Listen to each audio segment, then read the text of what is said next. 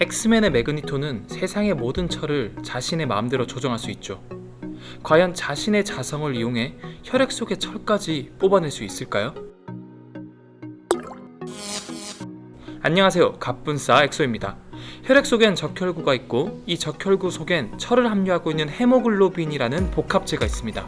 헤모글로빈 하나당 4개의 철 원자를 가지고 있으며 보통 한 개의 적혈구 속에는 약 3억 개의 헤모글로빈이 담겨 있습니다. 즉, 한 개의 적혈구엔 12억 개의 철 원자가 담겨 있는 셈이죠. 그렇다면 과연 엄청 강력한 자석을 혈액에 가까이 가져다 대면 혈액 속의 철과 자석이 서로 끌어당겨서 붙을까요? 긴 말 없이 바로 실험을 해보도록 하겠습니다. 네, 지금 이렇게 스티로폼 위에다가 피를 넣고 떼었는데, 내가 만약에 정말 철이 자석의 영향을 받는다면 자석 쪽으로 오겠죠? 자석 쪽으로 오겠죠? 한번 해보겠습니다. 자, 과연 올까요? 1번 온다, 2번 가만히 있다, 3번 2번 간다. 저는 가만히 있을 것 같아요. 가만히 있다. 형은요? 코키님은 만약에 진짜 세다면 올 것 같아요. 올 것 같아요? 세면. 올 거나 멈춘다. 네, 형은요? 저는 솔직히 말해도 돼요? 네. 저는 3번입니다. 밀어낸다고요? 네, 태울게요. 네.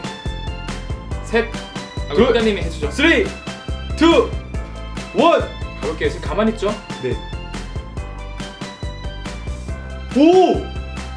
뭐야? 한번 빨리. 아니, 밀어내는데요, 진짜로? 자, 이게 바람이 아니다라는 걸 반대로 볼게요. 아, 반대로. 만약에 여기서 아무 사람이 없어 지금. 오, 밀어내는데요? 오, 대박 사건.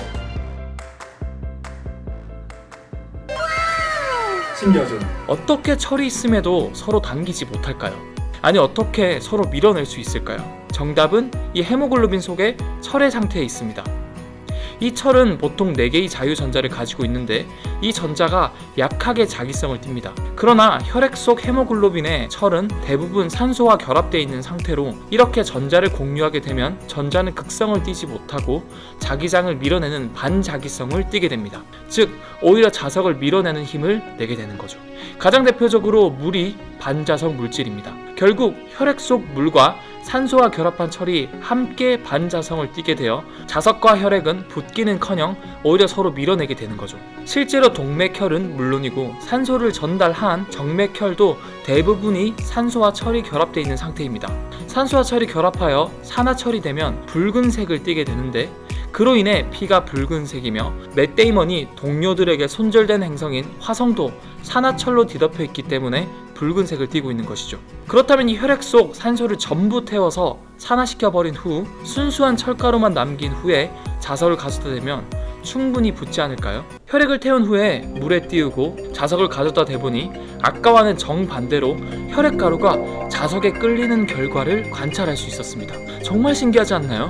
하지만 여기엔 숨겨진 사실이 있습니다. 우리 몸에 있는 모든 철분을 다 합쳐도 4g이 채 되지 않는다고 합니다. 즉, 아무리 강력한 자석이라 하더라도 이 미량의 철을 끌어당기기에는 역부족인 것이죠. 그렇다면 어떻게 이 혈액가루가 자석에 끌릴까요? 사실은 끌리는 게 아니라 자석을 물에 가져다 대면 물이 자석을 밀어내는 힘 때문에 미세하게 자석 근처에 물은 움푹 패입니다. 이런 패인 오목한 경계면을 따라서 근처의 혈액가루들이 미끄럼틀을 타듯이 내려오게 되고, 멀리서 눈으로 봤을 때는 마치 자석에 혈액가루들이 끌려서 오는 것처럼 보이는 것이죠. 만약 진짜 자석이 혈액가루를 끌어당겼다면 근처에 온 가루가 결국 자석에 들러붙어야 하지만 절대 근처에 온 가루가 자석에 붙지는 않죠. 우리가 MRI에 들어가도 아무 이상이 없는 이유, 이제는 아시겠죠? 과학이 되는 그날까지, 지금까지 갑분싸 채널의 엑소였습니다.